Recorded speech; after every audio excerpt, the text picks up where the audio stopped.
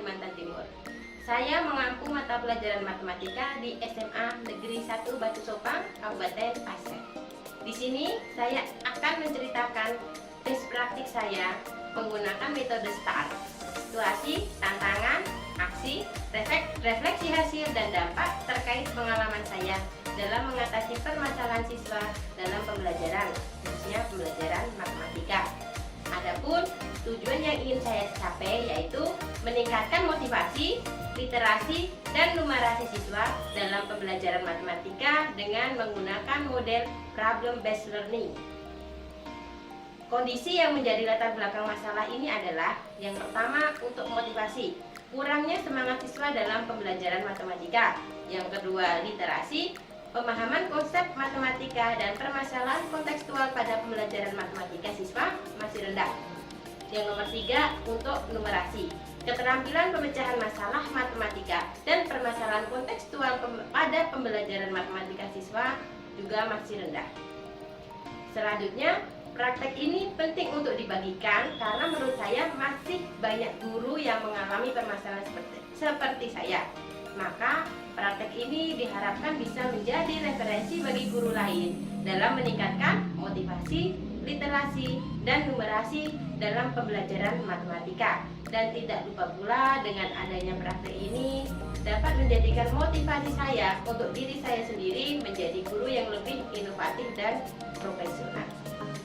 Adapun peran dan tanggung jawab saya dalam kegiatan ini adalah sebagai guru yang mempunyai tanggung jawab untuk melakukan proses pembelajaran yang efektif dengan menerapkan model pembelajaran abad 21 dan pendekatan TPACA.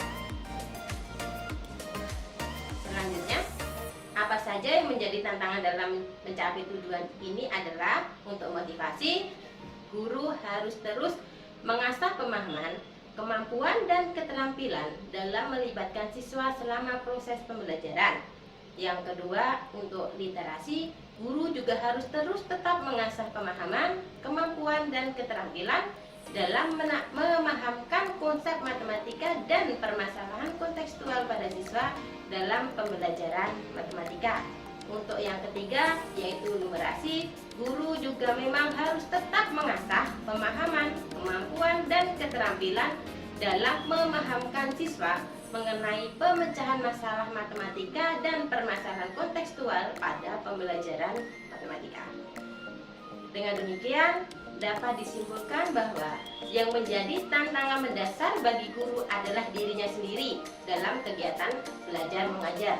Seorang guru haruslah dapat mengajarkan sesuatu pembelajaran yang menyenangkan dan bermakna bagi siswa, sehingga siswa menjadi lebih tertarik untuk mengikuti pembelajaran, yang pada akhirnya mampu meningkatkan motivasi, literasi maupun numerasi pada pembelajaran matematika secara berkelanjutan. Misalnya, guru harus terus mengasah pemahaman, kemampuan, dan keterampilan dalam mengembangkan model, metode, dan strategi pembelajaran yang inovatif, serta menggunakan media pembelajaran yang interaktif, berbasis IT, dan LKS kontekstual yang sesuai dengan karakteristik siswa dan materi ajar. Yang terlibat dalam kegiatan ini adalah yang pertama siswa. Siswa di sini adalah siswa yang sebagai subjek dalam pembelajaran matematika. Yang kedua guru. Di sini yang dimaksud guru adalah diri saya sendiri. Adapun kegiatan yang saya lakukan adalah mengidentifikasi permasalahan yang ada di alami siswa, kemudian menentukan alternatif solusi, hingga merancang dan mempraktikkan perangkat pembelajaran yang saya buat. Yang ketiga adalah dosen dan guru pamong. Dosen dan guru pamong berperan dalam mengarahkan, membimbing, dan pengawasan kepada guru dalam menyelesaikan suatu permasalahan yang dialami dalam proses pembelajaran selama PPG. Untuk yang keempat, itu adalah kepala sekolah, rekan sejawat, dan guru bakar. Mereka semua turut memberikan masukan dan saran dalam mengidentifikasi masalah, menentukan alternatif solusi, dan menyusun hingga mempraktekkan perangkat pembelajaran yang telah saya lakukan. Adapun langkah-langkah yang harus dilakukan untuk menghadapi tantangan tersebut, yang pertama saya menggunakan model pembelajaran yang inovatif. Strategi yang saya lakukan adalah dengan menggunakan model problem based learning atau PBL. Untuk sintaknya yaitu dengan orientasi siswa pada masalah, yang kedua mengorganisasikan siswa, ketiga membimbing penyelidikan, keempat mengembangkan dan menyajikan hasil karya, dan yang kelima adalah analisis dan evaluasi. Sedangkan untuk evaluasi sendiri mencakup pengetahuan, sikap, dan keterampilan. Selanjutnya, proses dalam penggunaan model problem based learning yaitu untuk pertama atau sintak pertama mengorganisasi siswa pada masalah, itu guru menyampaikan permasalahan yang ditayangkan melalui PowerPoint. Untuk sintak kedua mengorganisasikan siswa, siswa diarahkan untuk berkelompok yang terdiri dari 3 hingga 4 siswa. Sedangkan sintak ketiga adalah membimbing penyelidikan. Di sini siswa secara berkelompok menyelesaikan permasalahan yang ada di dalam LKS dengan tetap memperhatikan contoh-contoh yang ada di PowerPoint atau papan tulis. Juga bisa siswa mencari sumber belajar lain dari buku lain yang dibawa saat pembelajaran. Dan tidak lupa guru tetap membimbing atau memfasilitasi siswa dalam proses diskusi. Untuk sintak keempat, mengembangkan dan menyajikan hasil karya. Siswa berkelompok mempresentasikan hasil karya dan kelompok lain memberikan tanggapan. Yang sintak kelima, analisis dan evaluasi. Guru di sini memberikan penguatan terkait presentasi siswa. Dan di akhir pembelajaran, siswa diberikan latihan soal untuk mengukur kemampuan secara mandiri. Adapun sumber daya yang diperlukan dalam menggunakan model problem based learning yaitu pemahaman, kemampuan, dan keterampilan guru dalam mendesain model PBL secara inovatif. Selanjutnya, untuk yang langkah kedua, saya menggunakan metode pembelajaran yang bervariasi. Adapun strategi pembelajaran yang saya gunakan yaitu dengan menggunakan metode ceramah, diskusi, tanya jawab, dan presentasi. Untuk proses penerapan metode pembelajaran sudah terintegrasi di dalam kegiatan pembelajaran dengan menggunakan model problem based learning. Metode ini dapat digunakan sebagai pendukung dari sebuah model pembelajaran. Untuk sumber daya yang diperlukan dalam kegiatan menentukan metode pembelajaran yaitu pemahaman, kemampuan, dan keterampilan guru dalam mendesain metode pembelajaran yang inovatif serta kemampuan guru dalam menguasai materi ajar. Untuk langkah ketiga, saya menggunakan media pembelajaran interaktif berbasis IT. Strategi yang saya gunakan yaitu menggunakan LKS kontekstual dan PowerPoint selama proses pembelajaran. Sedangkan untuk prosesnya diawali dengan memetakan kebutuhan media yang akan digunakan sesuai dengan materi ajar. Selanjutnya saya membuat media pembelajaran yang menarik, kemudian digunakan dalam kegiatan pembelajaran. Sumber daya yang diperlukan dalam menggunakan media pembelajaran interaktif ini adalah keterampilan guru dalam menggunakan IT, laptop, dan internet. Berdasarkan pengamatan selama proses pembelajaran dan hasil akhir berupa pemahaman siswa terkait materi ajar, baik dalam literasi maupun numerasi, mengalami peningkatan sehingga dikatakan kegiatan pembelajaran ini sangatlah efektif. Selanjutnya, untuk dampak dari aksi dan langkah-langkah yang dilakukan yaitu yang pertama, dengan menggunakan model problem based learning atau PBL dapat membuat pembelajaran menjadi berpusat pada siswa. Yang kedua, dengan penggunaan metode pembelajaran yang bervariatif seperti ceramah, tanya jawab, diskusi maupun presentasi dapat meningkatkan semangat siswa dalam mengikuti pembelajaran. Khususnya di saat proses diskusi kelas, semangat siswa dalam mengikuti pembelajaran terlihat mengalami peningkatan yang signifikan. Untuk ketiga, dengan penggunaan media pembelajaran yang interaktif berbasis IT dan LKS kontekstual dapat meningkatkan minat dan fokus siswa dalam proses pembelajaran sehingga pemahaman siswa terkait materi ajar menjadi meningkat baik dalam literasi maupun numerasi. Sehingga secara keseluruhan yang dapat diambil dari pembelajaran ini adalah bahwa untuk meningkatkan motivasi, literasi, dan numerasi siswa dalam pembelajaran matematika yaitu dengan menggunakan model problem based learning sangatlah efektif. Untuk kedepannya, khususnya diri saya sendiri dapat menjadikan seorang guru yang lebih inovatif dan kreatif dalam memilih, memilah, dan mengembangkan model-model pembelajaran. Namun, ada hal yang wajib diperhatikan dalam memilih, memilah, dan mengembangkan model, metode, maupun strategi atau media pembelajaran yang interaktif harus tetap memperhatikan karakteristik siswa dan materi ajar.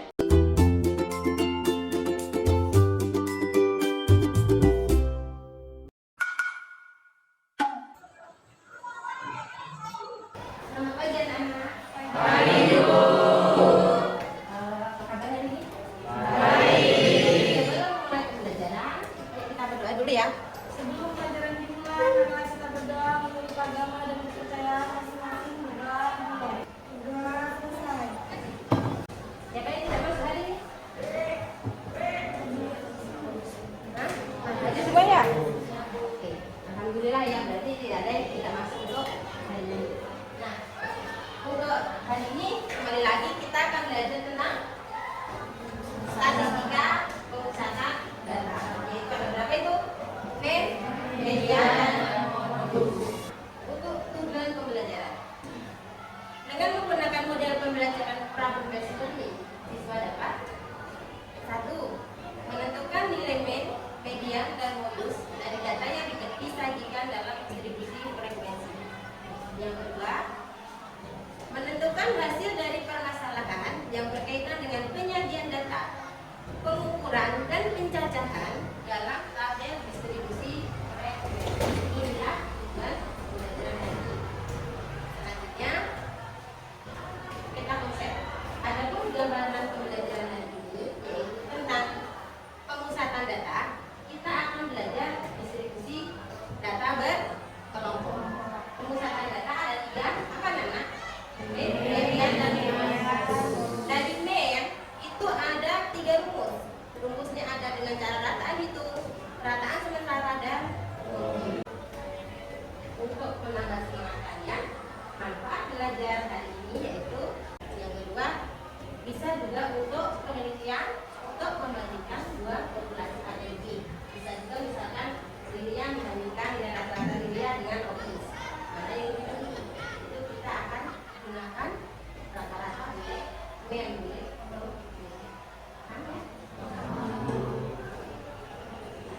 Sebelum masuk ke pembelajaran ini, diingatkan lagi terkait pemusatan data tunggal materi SMP kelas 8. Contoh, berikut ini adalah nilai ulangan harian matematika Dito selama 1 semester.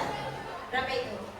3, 7, 9, 8, 9, 9, 5, 6.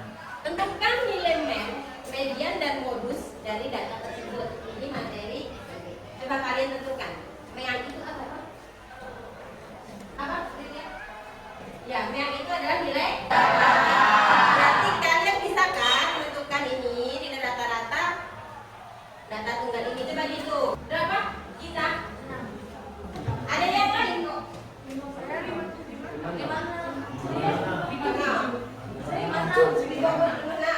Ya kita buktikan ya. Pagi-pagi loh ini loh. Berapa? Berapa? 56 dibagi 8 jadi 7. Untuk rata-rata nilai dikali 7. Selanjutnya modus itu apa? Apa? Jason? Benar. Tinggi juga. Nilai yang sering keluar dari data ini. Mana nilai yang sering keluar? Udah ya, untuk modus adalah 9. Ini distribusi frekuensi data tunggal. Selanjutnya kita masuk ke distribusi frekuensi data berkelompok materi kita, yaitu pemusatan data. Pemusatan data itu adalah kumpulan dari nilai suatu data yang diurutkan dari terkecil hingga terdekat atau sebaliknya yang mewakili suatu data tersebut. Paham? Apa namanya ini membacakan hari ini? Oke lah. Dewi silakan bacakan ya. Dalam memperingati HUT SMA N1 Batu Sokla, OSIS mengadakan lomba jalan cepat yang diikuti oleh perwakilan dari setiap kelas. Terdapat 40 siswa yang berpartisipasi dalam kegiatan tersebut. Di akhir kegiatan, seorang juri mengumumkan hasil akhir waktu tempuh dalam menit dari 40 peserta yang dituangkan dalam tabel di samping. Berapakah rata-rata waktu tempuh dari peserta yang mengikuti lomba jalan cepat? Untuk menentukan rata-rata ini, rata-rata tadi ada berapa rumus tadi? 3, yaitu bukan untuk menentukan rata-rata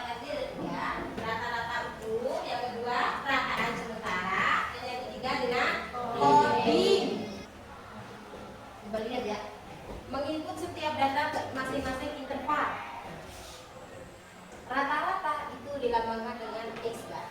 Kalau dengan kopi, rumusnya adalah rata-rata sementara ditambah jumlah dari FI dikali kode kelas ke I dibagi oleh jumlah frekuensi kelas ke dikali panjang. Berarti kita masukkan menginput suatu data ke masing-masing interval dalam tabel. Ini ada F, frekuensi sudah ada. Nah, di sini ada FI kali UI. Berarti kita tambahkan di situ di tabel situ juga. FI kali UI. Nah, frekuensinya berapa itu yang tadi? Yang pertama? 2 dikali negatif 3. Berapa? Ayo negatif. Oke, negatif. Oke, lanjut. Lanjut. Sana dong.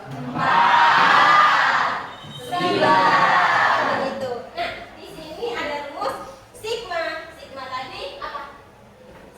Sigma tadi apa yang bilang? Apa? Ya, sigma adalah jumlah. Otomatis FI kali UI kita jumlah. Negatif 6 ditambah negatif 10 ditambah sebanyak ini. Berarti sigma I sama dengan 1 sampai N dari FI dikali UI itu berapa anak-anak? Jumlahnya?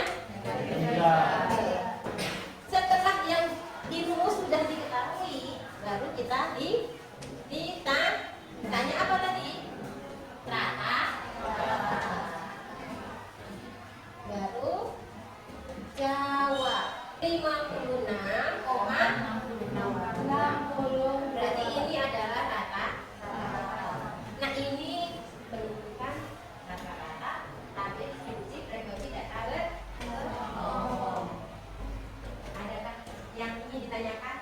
Jadi kalau tidak ada yang ditanyakan, kita masuk ke dalam diskusi kelas. Silakan kalian berdiskusi dengan membentuk kelompok yang terdiri dari 3 atau 4 siswa.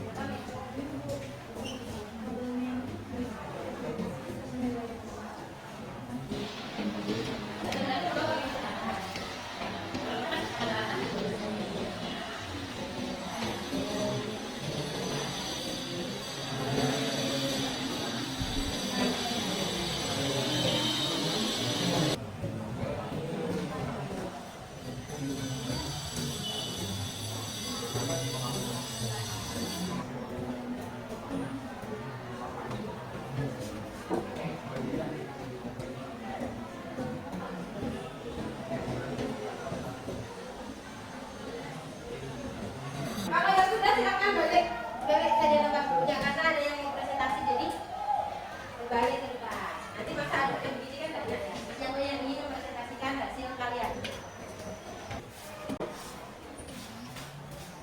Di sini saya memakai rumus kata di mana rumusnya itu rata-rata dengan sigma I dengan 1 sampai N FI kali FI dibagi sigma I sama dengan 1 sampai N dari FI. Ini adalah rumus dari kataan rumus. Kemudian kita masuk ke soal tadi.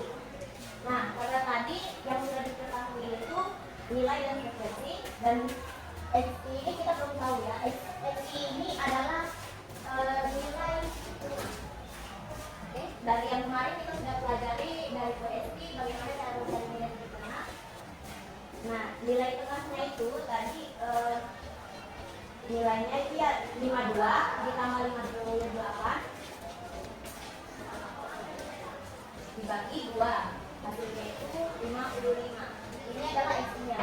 Nah, seterusnya ke bawahnya juga begitu semuanya. Jadi setelah kita mendapatkan total X-nya semua, kita masukkan dalam rumusnya.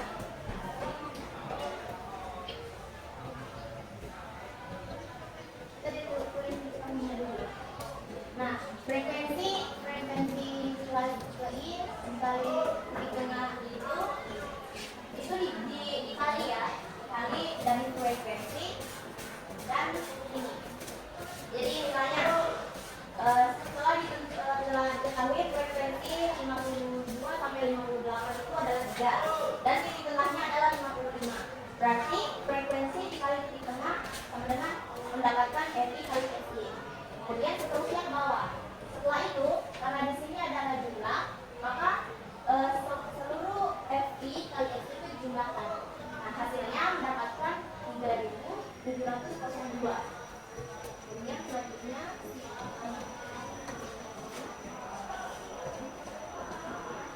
nah yang ini ya, kita jumlahkan semua frekuensinya tadi yang didapatkan oleh Media adalah 50. Oke, kemudian kita langsung ke penyelesaian. Rata-rata sama dengan jumlah SI kali SI sama dengan 3.702. 3.702. Hati-hati lah dalam membaca angka ya. Angka ini dibagi, kemudian dibagi jumlah penulis dengan 50. Nah, saya mendapatkan 74,04.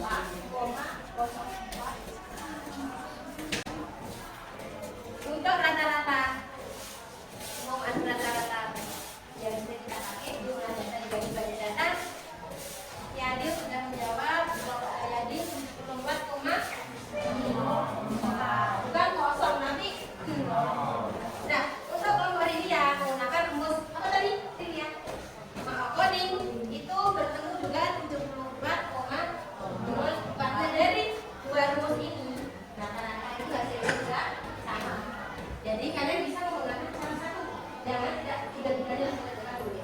Tapi ada yang pakai rumus yang lain? Ada yang lain? Tadi saya lihat punyanya bisa pakai rumusnya Yadil. Hasilnya berapa?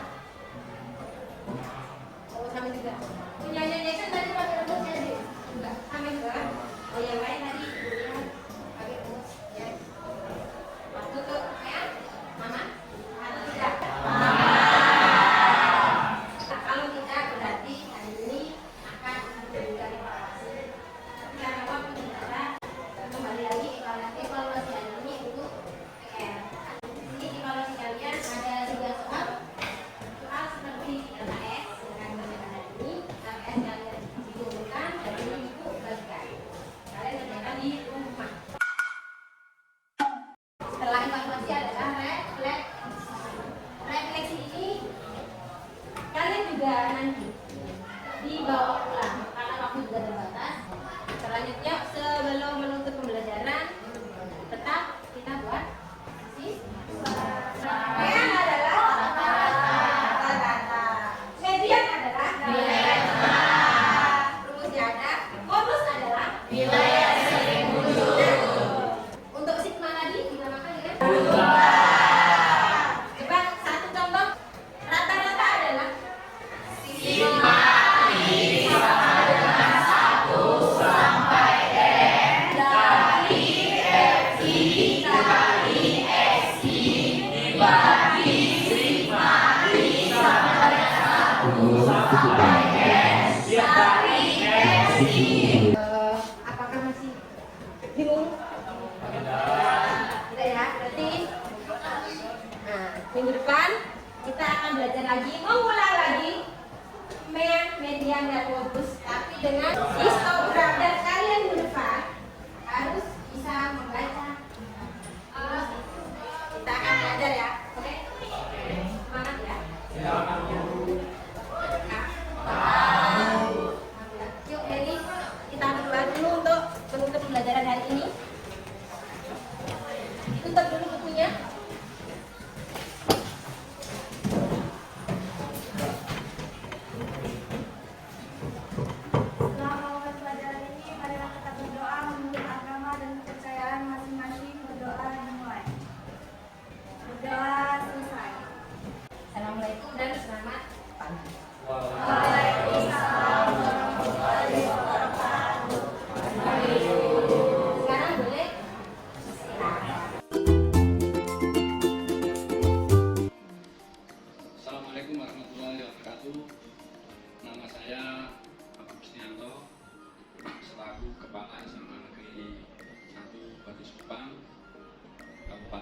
Pasir, Kalimantan Timur. Saya di sini dimintai oleh salah satu guru kami yang berprestasi Novitasari untuk memberikan tanggapan tentang perubahan-perubahan bagaimana Bu Novitasari dalam proses pelaksanaan PPG, terutama dalam proses pembelajaran baik di kelas maupun di bangku kelas. Kalau saya pantau setiap kegiatan pada Bu Hesti ini sangat mengalami perubahan yang sangat pesat di dalam pelaksanaan PPG. Sebelum melaksanakan PPG, Bu Hesti ini cara mengajarnya ya bisa dikatakan monoton, yaitu cuma menjelaskan, membawa laptop. Nah, dengan adanya pelaksanaan PPG ini, Bu Hesti mengalami pembelajaran yang sangat pesat, sehingga Bu Hesti ini pada waktu kita pantau, kita supervisi, itu sudah melakukan kegiatan-kegiatan di dalam proses pembelajaran sesuai dengan prosedur, ya, yaitu misalkan dengan menggunakan media pembelajaran, metode pembelajaran yang tepat, kemudian dari pengelolaan kelasnya siswa lebih kreatif, lebih aktif di dalam proses pembelajaran yang dilakukan oleh Bu Hesti. Harapan saya sebagai kepala sekolah ke depannya, karena ini PPG adalah syarat untuk menjadikan guru lebih profesional, saya harapkan untuk Bu Hesti Novitasari ke depannya lebih profesional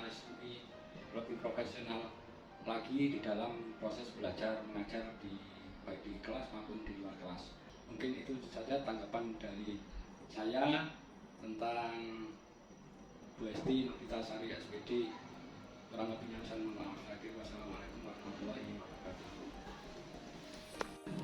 Dalam metode ataupun pengajaran yang digunakan oleh salah satu guru di SMA yaitu Bu Hesti sudah cukup bagus, sehingga bisa meningkatkan hasil berupa nilai, dan murid semakin paham atau peserta didik bisa semakin paham akan pelajaran matematika, di mana matematika sampai saat ini masih sebagian orang menganggap sebagai pelajaran yang sulit dimengerti dan menyusahkan, sehingga secara tidak langsung bisa mengakibatkan orang antipati atau bahkan tidak suka. Sementara dalam proses belajar, hal yang paling kita buat adalah bagaimana anak-anak itu suka dengan pelajaran itu.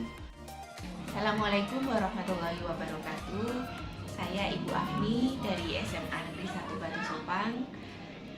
Saya di sini akan mengomentari video pembelajaran yang sudah diterapkan Ibu Hesti. Menurut saya, apa yang sudah diterapkan oleh Bu Hesti pada saat pembelajaran dengan menggunakan metode BPL sudah sangat tepat, karena membuat siswa menjadi lebih aktif, pembelajaran juga tidak searah, ya, dua arah, artinya ada timbal balik dari siswa. Kemudian seperti yang kita tahu bahwa matematika itu adalah mata pelajaran yang sulit, menjadikan siswa bisa lebih paham akan materi yang sudah diajarkan. Dan ini juga membuat saya ingin menerapkan metode PBL yang sudah Ibu Hesti terapkan untuk kelas saya. Terima kasih. Wassalamualaikum warahmatullahi wabarakatuh. Setelah kami melakukan pembelajaran melalui model PBL ini, kami jadi dapat bersosialisasi dengan teman. Metode pembelajarannya lebih menarik dari yang sebelumnya dan gak suntuk, lebih asik. Terus kita juga itu lebih senang gitu belajarnya. Biasanya kan matematika itu bikin ngantuk, bikin bosan, banyak orang yang gak suka matematika. Nah, dengan model ini kita jadi lebih asik gitu belajarnya. Dengan pembelajaran menggunakan metode PBL ini kami bisa belajar dengan baik, soalnya materi yang disampaikan itu lebih enak. Terus kita juga bisa sharing ilmu dengan teman-teman karena belajarnya kelompok. Ya, Terus apa terus lagi, Dam? dengan model PBL ini pembelajarannya lebih asik, menyenangkan. Yang dulunya saya sering ngantuk kalau belajar, sekarang udah enggak karena udah asik gitu dengan model PBL ini. Iya, mantap. Itulah tadi adalah video best practice saya di dalam menyelesaikan permasalahan siswa yang saya alami di sekolah saya, yaitu meningkatkan motivasi, literasi, dan numerasi siswa dalam pembelajaran matematika dengan menggunakan model problem based learning. Selanjutnya, dengan adanya video ini, semoga dapat dijadikan sumber referensi guru lain di dalam menyelesaikan permasalahan yang sama seperti saya alami. Dan saya tidak lupa mengucapkan banyak-banyak terima kasih kepada dosen pembimbing saya, yaitu Bapak Zainuddin Untu, dan guru pamong saya Ibu Satuna, dalam membimbing dan mengarahkan saya selama proses pembelajaran PPG selama ini. Yang terakhir, jika ada salah-salah kata dalam proses pembuatan video ini, saya mohon maaf yang sebesar-besarnya. Sekian dari saya. Assalamualaikum warahmatullahi wabarakatuh.